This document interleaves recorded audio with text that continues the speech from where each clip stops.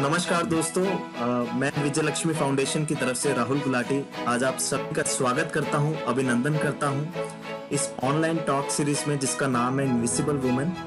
Basically इस series का जो उद्देश्य हमने रखा है वो यही है कि पूरे देश भर में जितनी भी महिलाएं हैं उन सभी को एक प्लेटफॉर्म मिले जहां पे आके वो अपनी बात रख सके, क्योंकि हमारा ये मानना है कि बहुत सारी कहानियां हमारे आसपास ऐसी होती है जिन्होंने अपनी लाइफ में कुछ ना कुछ बहुत अच्छी तरह अचीव किया होता है, बहुत संघर्ष करके आगे पहुंचते हैं, लेकिन उनके पास वो प्लेटफॉर्म नहीं होता है जहां पे वो अपनी बात को रख सके, लोगों को बता सके।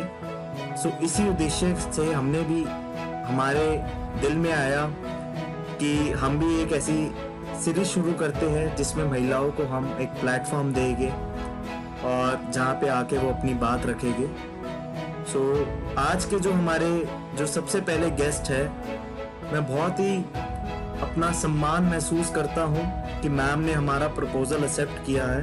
तो आज हमारे साथ प्रज्ञा पाटिल जी जुड़ रहे हैं और उनके लिए कुछ 4 लाइनें हमने लिखी हुई है, वो मैं आपको सबसे पहले सुनाना चाहता हूँ।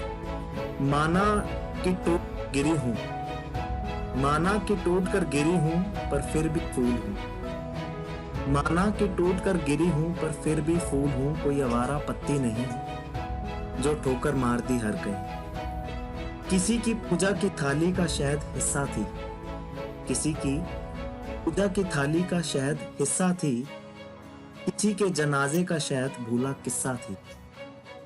हो अगर कदर मेरी तो ही जमीन से उठाना, हो अगर कदर मेरी तो ही जमीन से उठाना, वरना एक पल भी रुकने की जरूरत नहीं, बिना देखे ही अपने रास्ते चले जाना।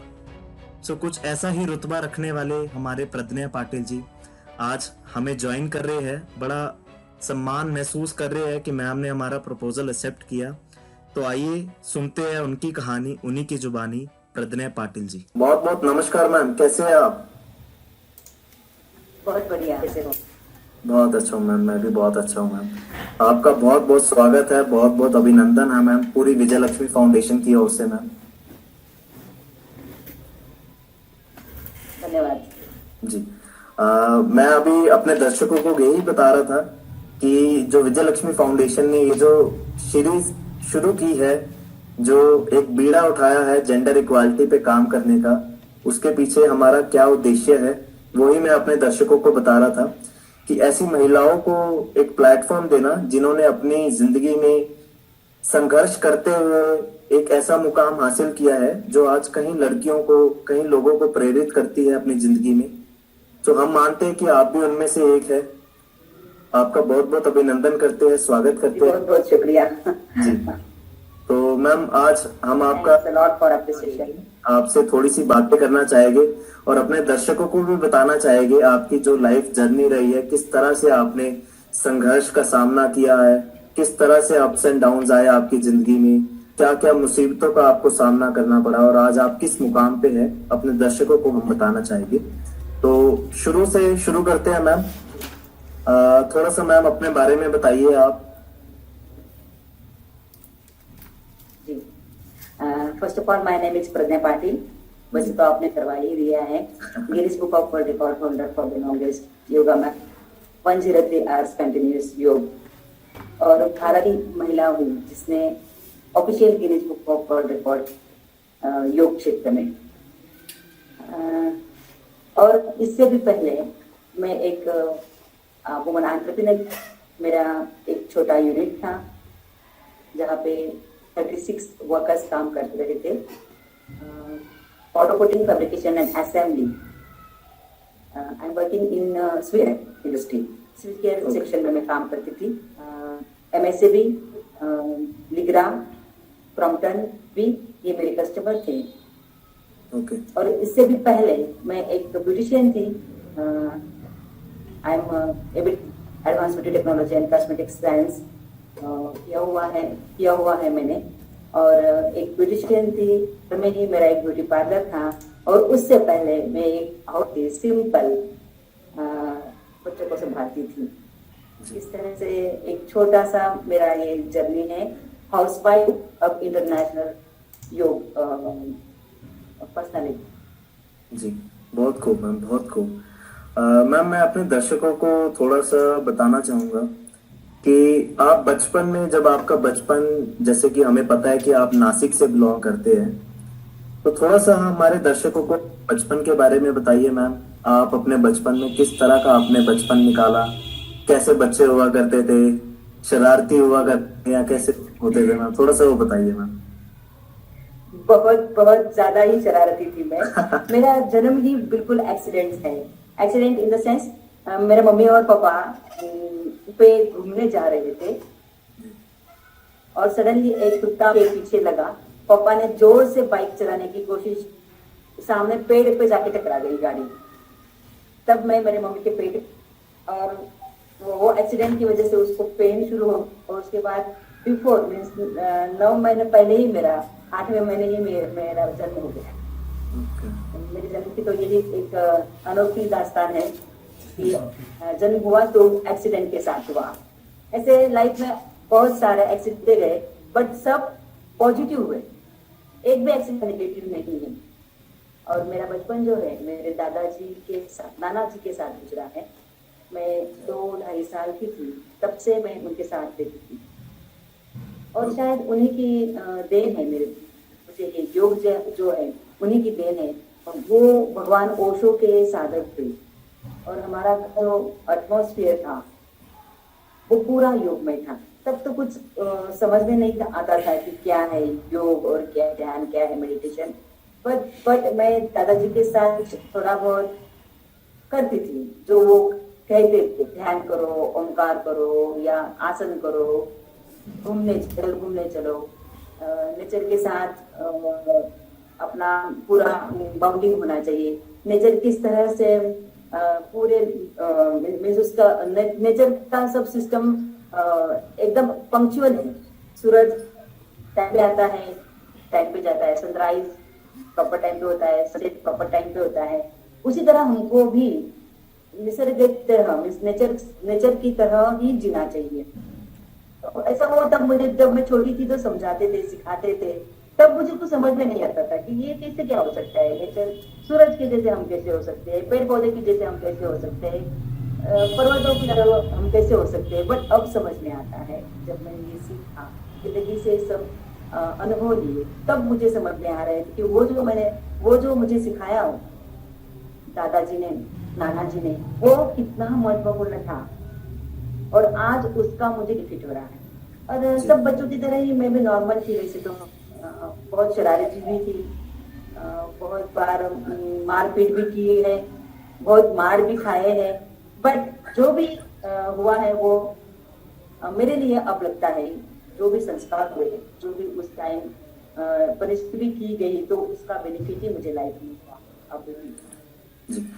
तो मैम कभी आपको ऐसा लगा कि जैसे हमारे देश में एक पेट्रियार्कल सिस्टम है, एक है ना, जहाँ पे एक औरत को कहीं ना कहीं दबा दिया जाता है, उसको आगे बढ़ने से रोक दिया जाता है, अपॉर्चुनिटीज की कमी है एक महिला के लिए। तो कभी आपको ऐसा लगा बचपन में कि आपके साथ भेदभाव हुआ हो या आपको बढ़ने ना दिया हो आगे, कभी ऐसा लगा आपको? नहीं, मेरे बारे में ऐसा नहीं हुआ।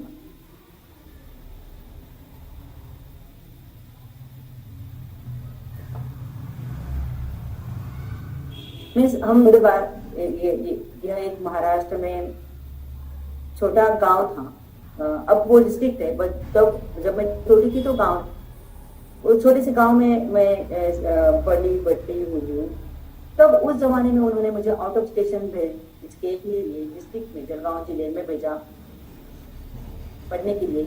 हॉस्टल में की हिम्मत दिखाई, और इंजीनियरिंग में मेरा एडमिशन करवाया। ओके।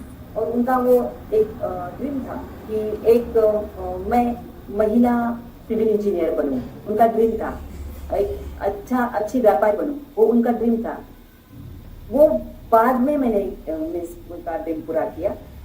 इंजीनियरिंग तो मैंने बीच में छोड़ दिया था, कुछ ऐसे रीजंस हुए कि वो मुझे पढ़ाई बीच में छोड़नी पड़ी थी।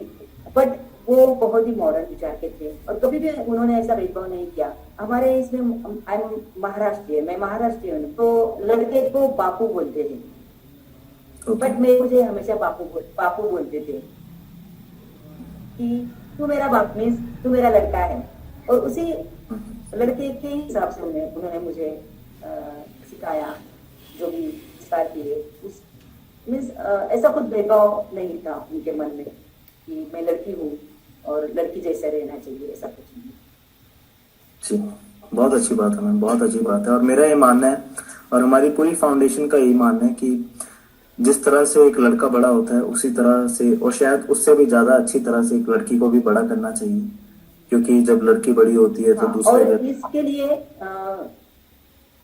जी मैं इसके लिए घर का माहौल बहुत जरूरी है। मीन्स घर से ही ये शुरुआत हो चाहिए।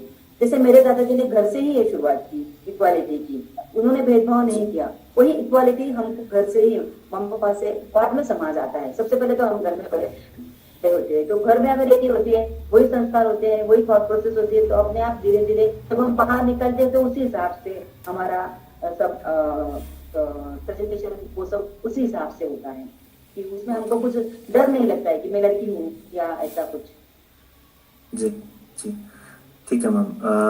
मैम कुछ सवाल और आपसे पूछना चाहेंगे। अगर आपकी जो जर्नी को अगर हम आगे बढ़ाते हैं, जब आपकी स्कूली पढ़ाई पूरी होती है, आपका इंजीनियरिंग का आपने सपना आपके नाना जी आपके लिए देखते हैं, उसके बाद आप बड़े होते हैं, एक पेरेंट्स के पास भी एक प्रेशर आता है कि लड़की अब बड़ी हो रही है, उसकी शादी करनी है ना।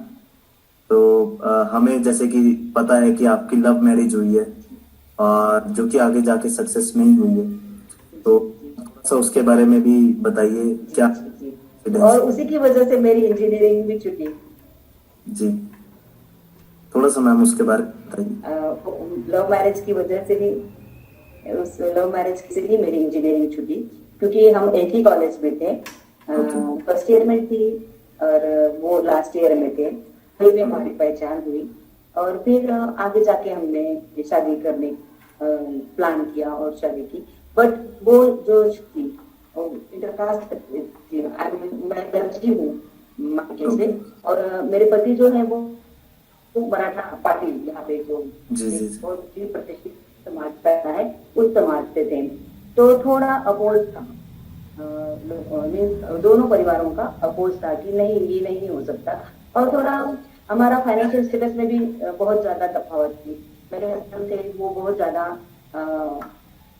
पैसे वाले और मेरे मम्मी पापा उनसे कम थे, तब थे, तो अपोज था। मेरे पापा चाहते कि मेरी ये शादी हो, बट आई थिंक 4-5 साल तक हमने वो लगाए रखा कि नहीं हमको शादी करनी है दोनों को।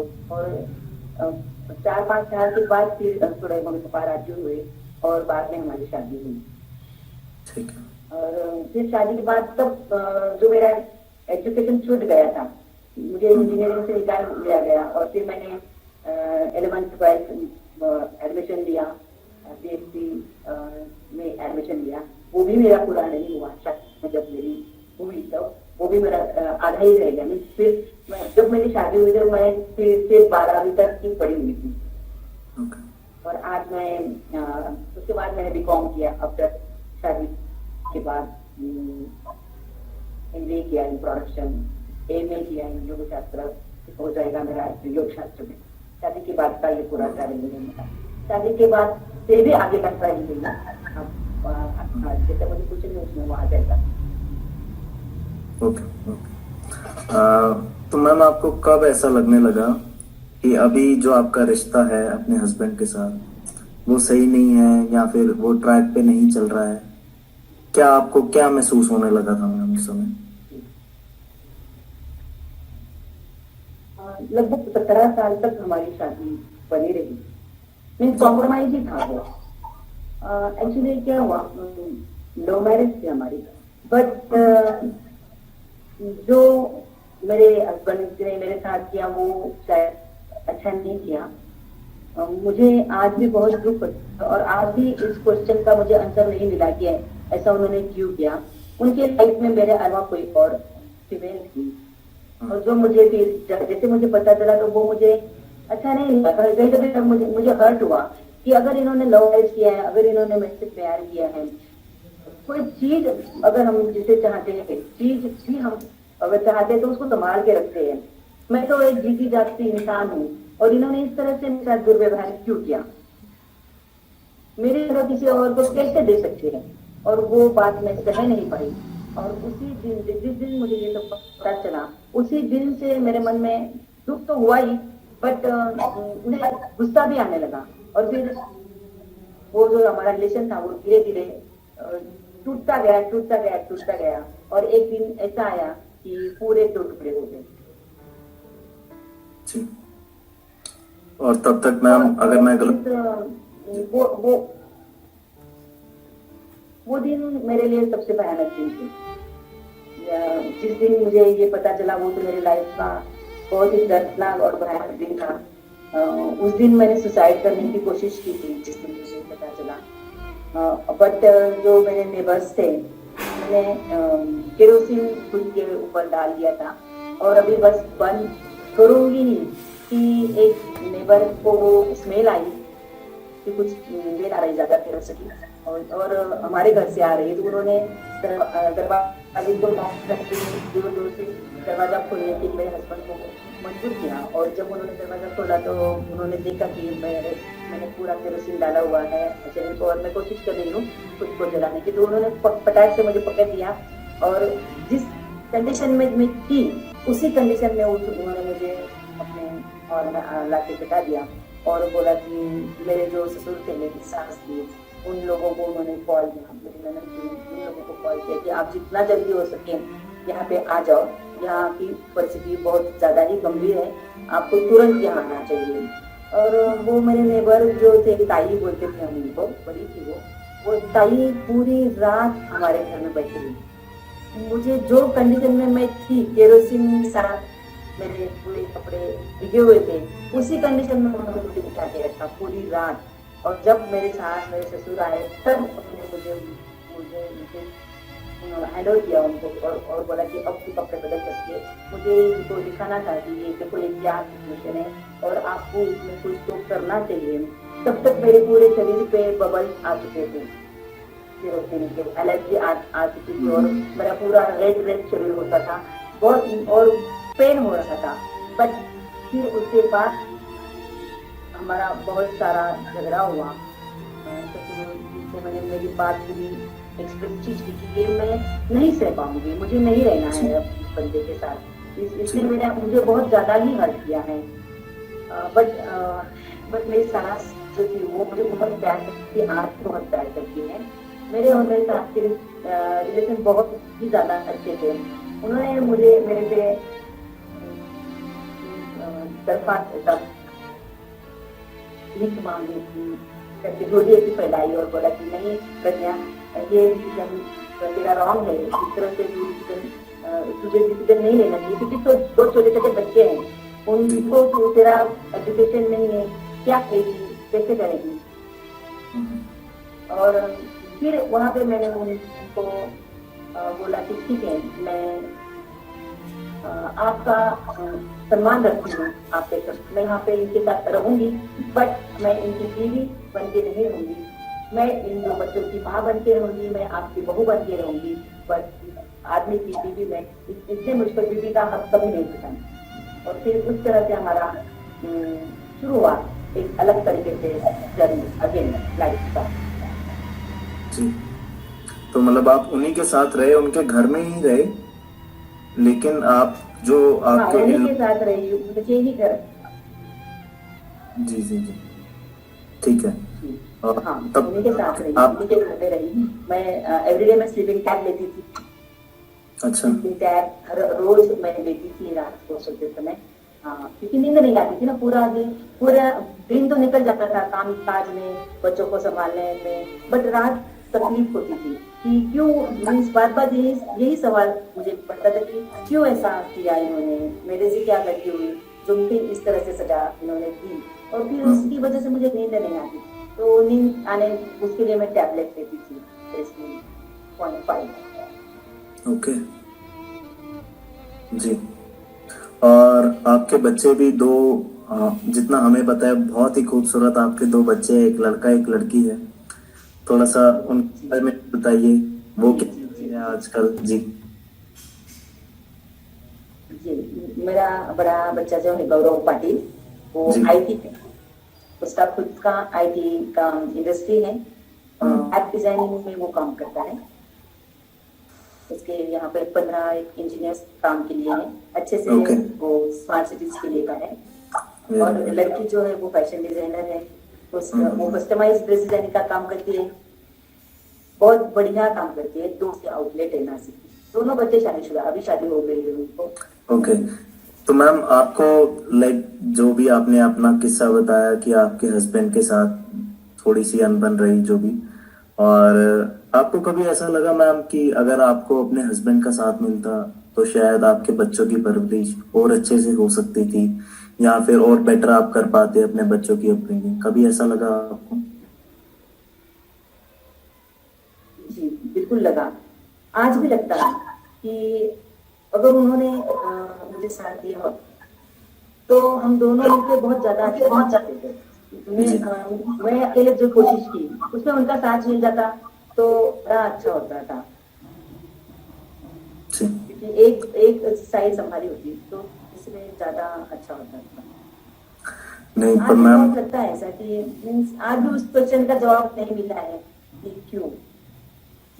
जी। नहीं, मैं बिल्कुल समझ सकता हूँ मैम। और मैं दाद देना चाहूंगा आपके जज्बे की, आपकी हिम्मत की, कि इतनी मुसीबतों के बावजूद आपने इतने होनहार बच्चे की अपब्रिंगिंग की, उनको इस मुकाम तक लाकर आपने पहुंचाया कि आज वो औरों को रोजगार दे रहे हैं। सो इसके लिए seriously hats off to you ma'am. जी जी और बहुत अच्छा लगता है आप जैसे लोगों से बात करने में, एंड आई एम श्योर कि जब बहुत सारे बच्चे, नौजवान पीढ़ी इस इंटरव्यू को देखेंगे तो बहुत ही उनका जो मोराल है वो अप होगा, बहुत कॉन्फिडेंस उसमें जागेगा उनमें। और हम तो सिर्फ आपका शुक्रिया अदा कर सकते हैं मैम। तो अब आपसे आगे की जर्नी मैम थोड़ा सा हम जानना चाहेंगे कि जब आपके बच्चे बड़े हो रहे थे और आपको लग रहा था कि आपका जो हस्बैंड है आपको साथ नहीं दे रहा है, आपको मैम योग के बारे में किस तरह से पता लगा, और योगा की तरफ किस तरफ आपका रुझान आपको लगा कि मेरा ज्यादा आ रहा है, और कैसे आप इसमें जुड़ते चले गए? थोड़ा सा वो। हाँ। योग वैसे तो मैं छोटी थी तब से ही करती थी। शादी के बाद थोड़ा गया था। मीन्स बच्चे और घर बार ही घर में थोड़ा वो छूट गया था। बट 2004 में जब जी। हम दोनों अलग हुए, पहले तो हम साथ ही में रहते थे। मेरा ब्यूटी पार्लर था। मेरी ननद ने मुझे बहुत हेल्प की थी उस ब्यूटी का एजुकेशन लेने में। उन्होंने मुझे बहुत इंस्पायर किया कि तू अपनों पे खड़ी हो जा, ताकि तू बच्चों को नीट संभाल सके। और मेरे हस्बैंड तो वो ड्रिंक भी करने लगे थे, ओके। और धीरे धीरे वो ज्यादा ही करने लगे थे। हम्म। तो घर का माहौल अच्छा नहीं होता था। वो झगड़ा करते थे ड्रिंकिंग। और मैंने अपना एक अलग से लाइफ स्टाइल बनाया था। ब्यूटी पार्लर का एजुकेशन खत्म करने के मैंने खुद का ब्यूटी पार्लर शुरू किया। फिर पूरा दिन ब्यूटी पार्लर में बच्चों में मेरा एक जीवन हो गया था। और मेरा हस्बैंड वहां से छूट गए मेरे से। बट उनको लगता था कि ये इतना हैप्पी क्यों है। और आई थिंक मुझे लगता है कि जो भी मेरे नाना जी ने मुझे सिखाया था योग, वो जो थोड़ा बहुत भी मैं करती थी, शायद उसकी वजह से मैं वो जो सिचुएशन को मैं फेस कर सकती हूँ। तब सिचुएशन थी, फाइनेंशियली भी बहुत प्रॉब्लम्स थे तब मेरे लिए। एक यहाँ पे एक किस्सा मैं शेयर करना चाहूंगी जी। कि मेरी छोटी लड़की का बर्थडे था और उसने मेरे से एक फ्रॉक का डिमांड किया। उसका उस 1994 की ये बात है। तो कीमत थी 450, 450 रुपए। हम्म। पर 450 रुपए मेरे पास नहीं थे। तो मैंने अभी एक माँ को तो लगता ही मेरे बच्चे ने मांगा है वो उसको मैं पूरा करूं। तो फिर मैंने मेरी एक सास है उसको फोन कि आप आत्या बोलते थे हम उनको, आत्या का आपको फेशियल करवाना था उन्होंने बोला हाँ करवाना है, बोला मैं आ जाऊँ आपका फेशियल करवाने के लिए, तो बोला हाँ आ जा। तो फिर मैं उनके घर पे जाके उनका फेशियल वो करके उन्होंने, तब मुझे कुछ तो भी 600 650 रुपए कुछ थे उनसे, और फिर वो लेके मैं घर पे आई। घर पे आते समय मेरे देवर जी मुझे छोड़ने के लिए आए, तो मेरे हस्बैंड जो थे वो उन्होंने ड्रिंक किया हुआ था, घर पे ही थे। उन्होंने देखा कि मेरे देवर मुझे छोड़ने आए और काफी लेट हो गया था, 7 साढ़े 7 बज गए। जैसे ही मैंने घर में पैर रखा तो उन्होंने जोर जोर से झगड़ा शुरू कर दिया और मारपीट करनी शुरू कर दी, और बोलने लगे कि तेरा ये जो तुझे छोड़ने क्यों आया बंदा, और उन्होंने मेरे पे एलिगेशन डाले कि कुछ तो भी गड़बड़ है, कि इतनी रात को ये बंदा तुझे छोड़ने क्यों आया और तू क्यों बाहर गई। उन्होंने ये मुझे पूछा भी नहीं कि मैं बाहर गई, मैंने क्या किया और किसके लिए, सीधा उसने मारपीट शुरू कर दी। तो ये आज भी इसका दुख होता है कि उन्होंने कभी ये भी कोशिश भी नहीं की, उन्होंने तो बच्चों के लिए कुछ किया ही नहीं। बट मैं एक माँ हूँ और मीन्स बच्चे के लिए कुछ करना चाहती थी, उसकी डिमांड को ना पूरा करना चाहती थी, और उसके लिए मैंने वो पैसे लाने के लिए वो जो किया था। तो मीन्स अब मैं मेरे से शब्द भी नहीं कर रही है वो, क्योंकि वो पूरा माइंड वो सिनेरियो चल रहा है पूरा वो जो था। तो बट एक माँ अपने बच्चे के लिए कुछ भी कर सकती है, तो मैंने भी किया, और वो कुछ भी जो था वो पूरा परफेक्ट था, इसीलिए आज इस मुकाम पे हूँ। तो बच्चों के सिवा मेरे सामने कुछ भी नहीं था, आज भी नहीं है और कल भी नहीं रहेगा शायद। एक माँ जो है वो बस अपने बच्चों के लिए जीती है, बच्चों के लिए है। ये महसूस मुझे आज होता कि जब मैं पीछे मुड़ के देखती हूँ तो मुझे ये सब लगता है हर एक जो चीज मैंने की है उसमें वो बच्चे मैंने ब्यूटी पार्लर का कोर्स किया, उनके भविष्य के लिए आगे इंडस्ट्री में काम करना शुरू किया, वो भी उनके ही आगे जाके। अब मैं योग से मेरा इंटरेस्ट हो गया लाइफ, योग मैंने जो किया वो मैं अभी इसके लिए अभी मेरा लाइफ का इंटरेस्ट है। बट इससे पहले जो था वो सिर्फ और सिर्फ एक माँ का ही रोल था।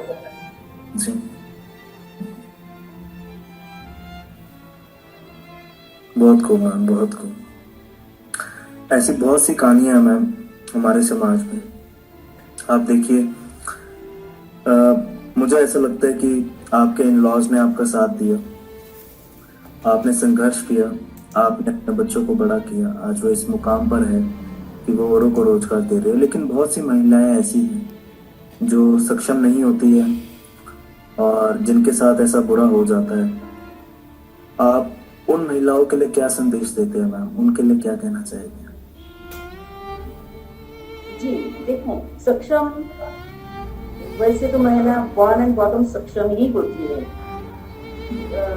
मैं भी देखो पहले कोई मैंने सब मेरा पास्ट यहाँ पे बताया, तो उसको अगर देखा जाए तो मैं भी सक्षम नहीं थी। बट धीरे धीरे जैसे जैसे प्रॉब्लम्स होंगे, अगर ये हम ठान ले तो हम अपने होना शुरू हो जाते हैं। एक बार सोच लिया कि नहीं ये करना है तो अपने आप राह भी मिल जाती है और अच्छे लोग भी मिल जाते हैं। लाइफ में आज तक एक भी मेरे हस्बैंड के सिवा एक भी ऐसा हुआ है कि मुझे कोई रॉन्ग बंदा मिला या कोई रॉन्ग पर्सनैलिटी मेरे लाइफ में आई, एक भी नहीं। तो अगर आप ठान लो कि ये मुझे करना है तो अपने आप यूनिवर्स आपको हेल्प करता है। अगर आप अच्छे विचार रखते हो तो यूनिवर्स उसमें आपको हेल्प करता है। मैंने जब भी जब मेरे साथ से बोलते नहीं थी मतलब अपनी शादी होनी चाहिए, हमेशा बच्चों के बारे में सोचा, खुद के बारे में कभी नहीं सोचा कि मुझे कुछ होना है, मुझे पैसे कमाने हैं, मेरे लिए कुछ करना है, ऐसा मैंने कभी नहीं सोचा। जब भी था तो बस ये 2 बच्चों के लिए करना है, तो यूनिवर्स ने अपने आप मुझे हेल्प किया और अपने आप प्रॉब्लम्स में से मैं धीरे धीरे धीरे धीरे निकलती गई। एवरीडे हर दिन हर एक प्रॉब्लम को मैं फेस करती थी। एक भी दिन ऐसा नहीं था कि मैंने प्रॉब्लम नहीं फेस किया। कभी फाइनेंशियल प्रॉब्लम थे, कभी हेल्थ के प्रॉब्लम थे, कभी समाज के प्रॉब्लम थे। लोग, जब मैं इंडस्ट्री में जाना शुरू किया मैंने, तब लोग रास्ते से मैं जब जाती थी तो लोग मुझे देख के पूछते थे कि क्या खुद को क्या समझती है, क्योंकि तो सिनारियो जो था बाहर से जो दिख रहा था, तो एक इंडस्ट्री, बड़ा सा मकान है, 2 अच्छे बच्चे हैं, हस्बैंड जो है इंजीनियर है, सब ऐसा दिख रहा था दिखने को। एक्चुअल बीच में जो था वो समाज को पता। तो लोग भूखते थे कि क्या है इस औरत को बाहर निकलने की घर से, इतना बड़ा मकान है, कंपनी के बच्चे हैं। वो भी मैंने फेस किया। कभी किसी से झगड़ा नहीं किया। लोग टुकड़े दो, गाली देते, मैंने उसमें कभी टाइम वेस्ट नहीं किया। मैं हमेशा सोचा कि आज जो मैं कर रही हूँ, बस ये आज की जरूरत है। कल क्या है वो कभी मैंने सोचा नहीं। पीछे क्या हुआ वो भी मैंने कभी सुना नहीं। आज की नीड क्या है? आज मुझे 100 रुपए चाहिए, बस चाहिए। आज मुझे 2 वक्त का खाना चाहिए, बस चाहिए। उसके क्या करना है, इतना ही मैंने सोचा। अगर इस तरह से हर एक महिला सोचती है तो मुझे नहीं लगता कि कोई भी महिला किसी भी प्रॉब्लम को सॉल्व नहीं कर पाएगी। हर एक प्रॉब्लम का सोल्यूशन है। दुनिया में कोई भी ऐसा प्रॉब्लम नहीं है जिसका सोल्यूशन नहीं है। बिल्कुल सही बात है। आप उसको किस नजरिया से थे वो ज्यादा बहुत सही कहा मैम आपने। दुनिया में ऐसी कोई प्रॉब्लम नहीं है जिसका सोल्यूशन ना हो। हर चीज का सोल्यूशन है, लेकिन बात आ जाती है हमारे जज्बे की, किस तरह से हम उसको देखते हैं अपनी प्रॉब्लम्स।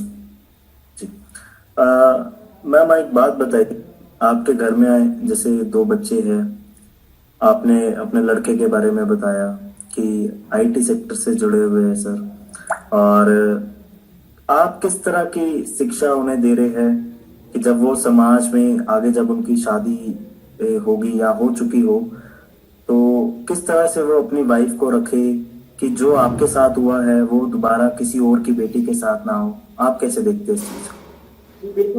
बिल्कुल भी नहीं। जो मेरे साथ हुआ, मेरा एक इंटरव्यू हुआ था, उन्होंने मुझे 3 क्वेश्चंस पूछे थे कि अगर भगवान नीचे आएगा और आपको 3 वरदान मांगने के लिए बोलेगा तो आप क्या मांगोगे? तो मैंने बोला था सबसे पहले तो मैं मांगूंगी कि जो मेरे साथ हुआ है मेरे बच्चों के साथ कभी ना हो। सेकंड, मैं चाहूंगी कि मेरी हेल्थ लास्ट ब्रेक तक अच्छी रहे। और थर्ड, मैं मांगूंगी कि हर एक घर में एक माँ होनी चाहिए। अगर माँ शब्द का अर्थ ही बहुत अलग है। माँ मीन्स ओनली सेक्रीफाइस करना, बस इतना ही। यही एक उसका धर्म है माँ का। और अगर इस तरह से अगर हर एक आज की जनरेशन भी अगर इस तरह से देगी, माँ ये शब्द के माँ यानी क्या, यानी क्या, तो मुझे नहीं लगता कि कोई प्रॉब्लम आगे आएगी। क्योंकि सबसे पहले जो भी संस्कार होते हैं जब हम छोटे होते हैं तो हमारी माँ ही हम पे करती है। सबसे आद्य गुरु, पहली गुरु जो है वो माँ। इसीलिए मैंने वहां पे बोला था कि हर एक घर में एक माँ होनी चाहिए।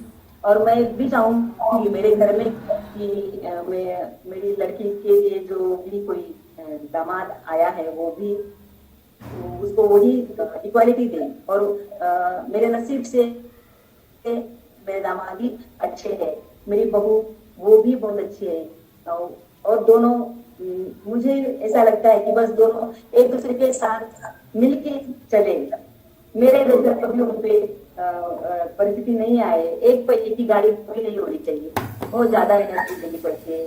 गाड़ी 2 पहिए की ही होनी चाहिए। और अच्छे से उनका रिलेशन बहुत अच्छा एक लॉन्ग रहे। भगवान से यही मैं दुआ करूंगी लास्ट तक। बहुत खूब मैम, बहुत खूब। बहुत अच्छी बात कही कि हर घर में एक माँ होनी चाहिए। बहुत दिल को छू गई ये बात हमारे। और आखिरी सेकंड लास्ट क्वेश्चन आपसे मैं पूछूंगा कि आपको कभी ऐसा लगा मैम कि कोई आपको चीज का रिग्रेट हो रहा हो कि अगर शायद मैं ये ना करती तो और ज्यादा बेटर हो सकता था? कोई आपने जो फैसला लिया जिंदगी में, कभी आपको रिग्रेट हुआ मैम कि ये फैसला गलत ले लिया मैंने?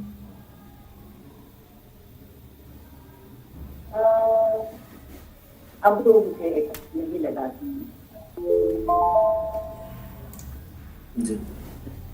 कुछ साल पहले ऐसा लगा कि मैंने जो शादी की शायद वो गलत की, बट अब मैं क्लियर हूँ कि नहीं, मैंने जो भी किया लाइफ में अगर वो शादी नहीं की होती तो शायद आगे नहीं मिलता। जो जो प्यारे बच्चे हैं वो नहीं होते थे, और जो वो प्यारे बच्चों के आंखों से जो दुनिया मुझे देखी चाहिए वो मैं नहीं देख पाती थी। मेरा जो भी ड्रीम था वो पूरा कर रही है। तो ऐसा आज मैंने वो सब निकाल दिया है दिमाग से कि कुछ गलत हुआ है, नहीं, कुछ भी गलत नहीं हुआ है। जो भी हुआ है बहुत अच्छा हुआ है, और मैं इसके लिए भगवान की बहुत ज्यादा शुक्रगुजार हूँ कि उन्होंने इतना अच्छा जीवन मुझे दिया, संघर्ष दिया, बट संघर्ष के साथ उसको सहन करने की शक्ति भी दी। और आई थिंक ये शक्ति जो मिली मुझे वो उसके कारण मिली, और योग ही से आज जो भी हो गई। योग मेरा गोविंद, योग मेरा पारब्रह्म, योग मेरी पूजा, योग गोविंद, योग मेरा पारब्रह्म, योग बंधन।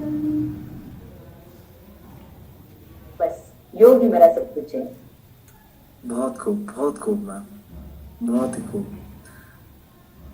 आप योग को आगे किस तरह से देखते हैं? आगे फ्यूचर में अगर आपको मौका मिले कि योगा के ऊपर काम करने का, तो किस तरह से देखते हैं मैम? हमारे भारत में किस तरह से आप इसको प्रमोट करेंगे मैम? जी, ये जो Guinness Book of World record मैंने किया जी, वो पर्पज ही मेरा कि मेरा जो स्ट्रगल था, प्रॉब्लम्स फेस किए, उसमें से जो भी आउटपुट आया वो सब, उसमें से कोई भी बात नेगेटिव नहीं हुई, और श्रेय जो है मैं योग को देती हूँ। क्योंकि जब से मैं 10 साल की मैं योग कर रही थी, बीच में थोड़ा छूट गया, पर वापस 2004 से मैंने शुरू किया, जब मैं इंडस्ट्री में आई 2012 से, तो मैंने उस पर नहीं फोकस किया। कुछ मुझे एक इशू हुए थे, उस में मैं सिर्फ और सिर्फ योग की वजह से बाहर निकली। तो मुझे ये महसूस होने लगा कि नहीं, योग में इतना पावर है तो ये हर घर में जाना चाहिए, और इसी के लिए मैंने Guinness Book of World record किया। और उसके बाद अभी जो प्रोग्राम मेरा प्रोजेक्ट रन शुरू है, यज्ञ और योग, यज्ञ और ज्ञान, योग और ज्ञान से पुरुषार्थ, इस प्रोजेक्ट की टैगलाइन है। और इसके तहत हम छोटे बच्चों को स्कूल में जाके बिना मूल्य योग सिखाते हैं। बिफोर कोविड हमने लास्ट ईयर 1 लाख बच्चों को योग सिखाया। 5,000 सीनियर सिटीजन इसमें मेरे साथ जुड़े हुए हैं। हम स्कूलों में जाके इसका एक सिलेबस मैंने खुद ही ने तैयार किया हुआ है, यज्ञ उस किताब का नाम है। और उस लॉन्चिंग जो है अपने प्राइम मिनिस्टर माननीय मोदी जी ने किया 2000 में। और उस प्रोग्राम के तहत ये अब हमारा मिशन है, भारत, एक संकल्प हमारा, भारत विश्व गुरु है बनाना। और भारत विश्व बनाने के लिए आने वाली जो पीढ़ी है, जनरेशन है, वो हेल्दी होनी चाहिए, मेंटली फिजिकली बोथ उसकी हेल्थ जो मेंटेन होनी चाहिए, हेल्दी होनी चाहिए। और इसके यज्ञ प्रोजेक्ट हम पूरे भारत में इसका प्रचार और प्रसार करना चाहते हैं। अब हमने महाराष्ट्र शुरू किया है, और अगर आप हमको साथ दे तो हम आपके साथ विजय लक्ष्मी फाउंडेशन के माध्यम से यज्ञ का शुरुआत कर सकते हैं। आप बिल्कुल, बहुत खूब मैम। जाने से पहले मैम मैं आपको याद कराना चाहूंगा कि जब मैं एनएसएस का प्रेसिडेंट हुआ करता था अपने कॉलेज में, तो हमने आपको इनवाइट किया था इंटरनेशनल वुमेन्स डे पे। आज भी इस साल भी इंटरनेशनल ये नजदीक ही है। और एक छोटा सा जी, हमारे कॉलेज से एक स्टूडेंट रही है प्रियंका गांधी, ममता गांधी। अ, उनका एक मैसेज आपको सुनवाना चाहेंगे, हमारे साथ अभी ऑनलाइन है। तो मैं रिक्वेस्ट करूंगा अर्जुन से, प्लीज उनका स्क्रीन शेयर कीजिए एक बारी। ममता। for giving me this opportunity, ma'am. अभी आपको आपसे बात करके बहुत अच्छा लग रहा है और इस सेशन का पार्ट होकर मुझे बहुत ज्यादा अच्छा लग रहा है। एंड मैम रियली आपकी पूरी story you are an inspiration for all of us, specially girls. And ma'am मैं आपको बताना चाहूंगी, बिल्कुल मैं छोटी छोटी बात पे जैसे रो देती हूँ, छोटी छोटी बात पे गुस्सा हो जाती हूँ, लेकिन आपकी स्टोरी के बारे में जानकर मतलब मुझे पता लगता है कि हमारी प्रॉब्लम जो है वो तो बहुत छोटी है, कि हमें किस तरीके से हर प्रॉब्लम को किस तरीके से हैंडल करना है। और ये आपकी स्टोरी जान के मैं बहुत बहुत अच्छा लगा, बहुत कुछ सीखने को मिला आपकी स्टोरी से। और ऑल्सो एक लाइफ को एक नजरिया देखने को मिला कि किस तरीके से हमें किस तरीके से अपने लाइफ को किस नजरिए से देखना है। एक अगर ग्लास में पानी है तो हमें उसे ये देखना है कि वो आधा खाली है या फिर वो आधा भरा है। आपकी लाइफ की स्टोरी सुनकर मैम हमें बहुत कुछ सीखने को मिला है। और एक और चीज कि एक माँ की वैल्यू क्या होती है। अगर माँ 2-3 दिन के लिए भी चली जाए तो घर पूरा हिल जाता है। और आपकी स्टोरी से ये पता लगता है कि एक माँ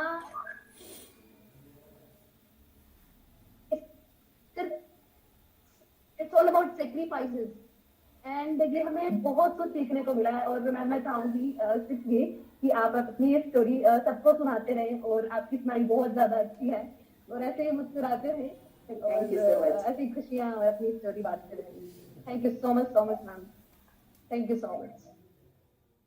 पाटिल मैम, मैं अंत में बस एक आखिरी क्वेश्चन आपसे पूछना चाहूंगा कि इस तरह हमारे शो को बहुत सारी लड़कियां देखेगी जब ये YouTube पे आएगा या और भी सोशल मीडियाज पे आएगा, तो बहुत सारे युवा इसको देखेंगे हमारे इंटरव्यू को। तो जाते जाते उनके लिए क्या संदेश देना चाहेंगे लड़कों के लिए जो स्टेज में है, युवा पीढ़ी में है, और बहुत सारी लड़कियां जो युवा पीढ़ी में है उनके लिए क्या संदेश देना चाहेंगे आप? जी मैम। करो योग, रहो निरोग, यही संदेश मैं देना चाहूंगी। क्योंकि योग उससे आपको सब तरह की शिक्षा मिलती है जी। और हर एक योग अगर पूरी तरह से आप सीखोगे तो आपको पता चलेगा कि योगा इज लाइफ, योग एक जीवन शैली है, उसमें सब आता है। तो करो योग, रहो निरोग, यही मैं सबको रिक्वेस्ट करना चाहती इस विजयलक्ष्मी फाउंडेशन के प्लेटफॉर्म से। रिलेशनशिप बहुत ज्यादा मायने रखती है लाइफ तरह से जीने के लिए। और आप कम्युनिकेशन स्किल भी अगर प्रॉपर है, जो भी मन में सवाल या कुछ क्वेश्चन है तो आप एक दूसरे के साथ उसी समय बात करके उस पर सोल्यूशन ढूंढ लो, ताकि आगे जाके वो बड़ा प्रॉब्लम नहीं क्रिएट कर पाएगा।